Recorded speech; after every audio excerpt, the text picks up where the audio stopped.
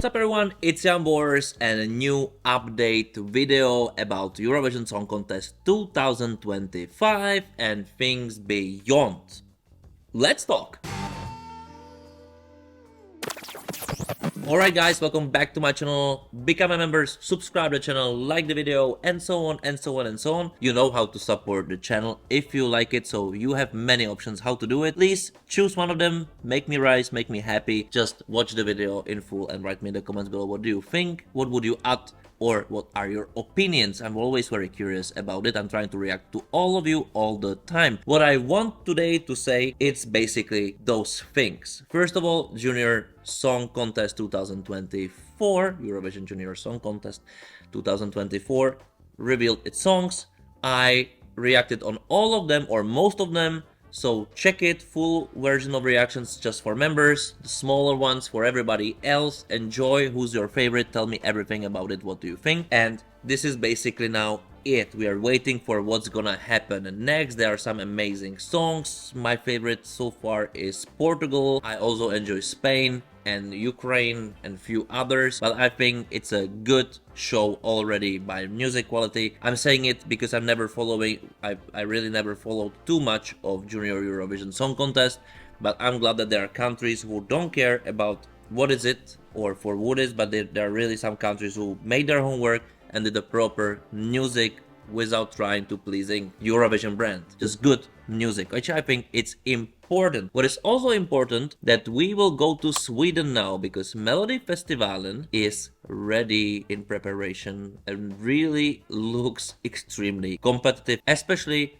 for what Aftonbladet claimed that they know names of some of around 40 contestants which will be appearing there in the show, and they reveal few of the names. They are not confirmed officially, but if this is true, oh my god, this will be like a crazy strong Eurovision year for Sweden, especially that there can be only one winner of Melodifestivalen, and that means one representative. There are some names which I don't know and which can surprise, and there are strong names who were representing Sweden in the past and they were very successful there and even beyond. Talking about France, talking about Mans Semmerlev, talking about John Lundvik, especially maybe Mans wants to win again, you know, there will be this amazing fight with Loreen, so we will have a brilliant Swedish story, which we already have plenty and enough, but come on, those guys are doing brilliant job, let's admit it, they're doing it great. How would you wish that your country would approach it? Like Sweden? And then the other country is basically Portugal, in my opinion, two like completely different philosophies, both bringing amazing results, sounds and songs and artists also. I adore both of those ways, and television wise definitely the one from Sweden, so I'm very curious about the show, but I'm also curious about the other artists who are revealed in here. Arvik Garna, Khalifa, Andreas Lundstedt, Dolly Style, Malu Pritz, which you also know, Clara Hammerstrom, which you also know, Scarlett, which you know from last year. For me, the best staging Melodifestivalen had last year, especially for the technique they used in live show, which was looking like a film, like a movie. I really adore it, you know, from my technical director, producer perspective, this was a brilliant thing to showcase. Every creative who's doing television and doing shows should watch Melodifestivalen 100% to find out on which scale of quality of producing they are, to evolve their skills and see what really is possible in live TV. But there are a few more names, let me check them. I'm using this Eurovision Discord page, which always have the best news, or is good, and the Aftonbladet revealed few more names. Annika, Vicky Halder, which was there I think also last year or definitely in previous years, Maya Ivarsson, Meira Omar and Tennessee Tears. I'm very curious of all of those, really curious, but this is like big step of the game. In my opinion, they just want to do zero compromise, just, you know, all in. This is all in Melodifestivalen already if just those few names I mentioned are real over there. And staying in the north, let's move on just a little bit more on the left side of the map. I mean west basically, and that's for UK because two big news coming from there. First of all, BBC appointed David May as the main researcher, or I don't know how to call this position, a person who's responsible to search for a new representative of the UK, the song and the artist and etc. with Andrew Cartmel on his side as a new head of delegation, I presume, which would be the role at Eurovision for him. So there is some continuity and there is some new name kind of, because David may already know what Eurovision is because he was a manager of Sam Ryder, and Sam Ryder, as we all know, was the brightest star of UK in many years, up front, back front, however you call on it. And I think if BBC needs something, it's not to look for new Sam Ryder in this regards, but really map and the montage, like do this homework and seeing why Sam Ryder was successful. It was because he was perfect singer? Yes. Also, was it because he was looking good? Also, was it because he has amazing song?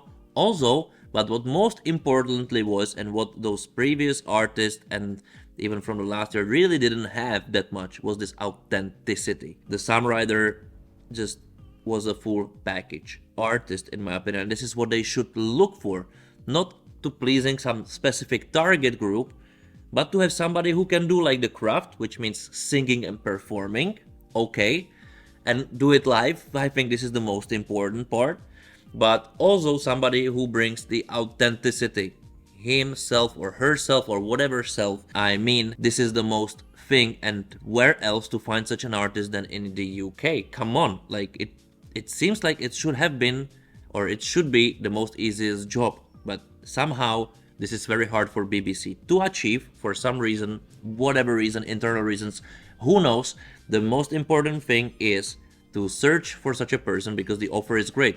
Almost 200 million people watching. What is also important, they just don't should look for somebody who's kind of big in the UK or like starlet. I think this is irrelevant. I think what they should look at is this quality, you know.